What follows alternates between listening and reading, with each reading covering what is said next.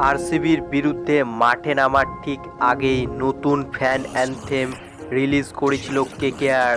লাফাও তুফান নেহি তুফান হে। নতুন এই ফ্যান অ্যানথেম দিয়ে নাইট সমর্থকদের চাঙ্গা করেন কেকেআর কর্ণধার শাহরুখ খান। কিন্তু নাইট ফ্যানেরা চাঙ্গা হলেও আরসিবির বিরুদ্ধে কেকেআরের ব্যাটিং তো 22 গজে হুড়মুড়িয়ে ভেঙে পড়ল। মোহাম্মদ সিরাজের সামনে মাথা নত কেকেআর ব্যাটসম্যানদের। 20 ওভারে 8 উইকেট হারিয়ে মাত্র 84 রান তুলল কেকেআর। এদিন লজ্জাজনক পারফরমেন্স কেকেআর দলের। ফর্মহীন রাসেল ও সুনীল নারিনকে বাদ দিয়েই 2012 সালের পর এই প্রথমবার দুজনকে ছাড়া মাঠে নামল কেকেআর। আরসিবির বিরুদ্ধে লজ্জাজনক হারের জন্য কার্যত দলের কোচিং ম্যানেজমেন্ট ও অধিনায়ককে দায়ী করছেন সবাই। সো হ্যালো ফ্রেন্ডস, আজকের এই ইন্টারেস্টিং ভিডিওতে আমরা জেনে নেব কেন আরসিবির বিরুদ্ধে ফ্লপ কেকেআর ব্যাটসম্যানরা, কেন অধিনায়ককে দায়ী করছেন সবাই, তা জানার জন্য পুরো ভিডিওটাকে শুরু থেকে শেষ পর্যন্ত দেখতে থাকো।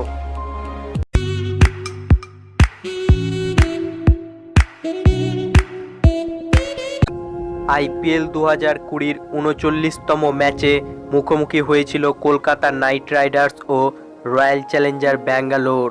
আবুধাবির মাঠে এদিন কলকাতার নাইট রাইডার্সের অধিনায়ক ইয়ন মর্গ্যান টসে জিতে ব্যাটিংয়ের সিদ্ধান্ত নেয়।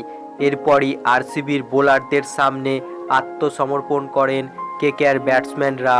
20 ওভারে মাত্র 84 রানই করতে পারে কেকেআর। মোহাম্মদ সিরাজের দাপটে টপ অর্ডারে ধস নামল কেকেআরের। শুভমন গিল 1, রাহুল ত্রিপাঠী 1, নীতিশ রানা 0, টম ব্যান্টন 10, দীনেশ কার্তিক 4 রানে ফিরে যায়। তখন কেকেআরের স্কোর বোর্ডের রান মাত্র 32। কেকেআরের অধিনায়ক ইয়ন মর্গ্যান আরসিবির বিরুদ্ধে লজ্জাজনক হারের জন্য নিজেদের ব্যাটসম্যানদের দায়ী করেছেন। তিনি স্পষ্ট জানিয়েছেন, যদি কোনো দল পাওয়ার প্লেতে 4-5টি উইকেট হারিয়ে ফেলে তাহলে তাদের জন্য প্রত্যাবর্তন করা যথেষ্ট মুশকিল। সেই সঙ্গে মর্গ্যান টসে জিতে প্রথমে ব্যাট করার নিজের সিদ্ধান্তকেও ভুল মেনে নিয়েছেন। তাছাড়া আরসিবির কাছে 8 উইকেটে কেকেআরের লজ্জাজনক হারার জন্য সবাই কেকেআরের অধিনায়ক তথা কোচিং ম্যানেজমেন্টকে দায়ী করছেন।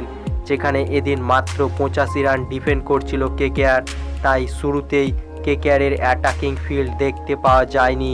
সবচেয়ে উল্লেখযোগ্য বিষয় হলো কেকেআরের আগের ম্যাচের হিরো লকি ফার্গুসনকেও এদিন পাওয়ার প্লেতে বল করতে দেখা যায়নি।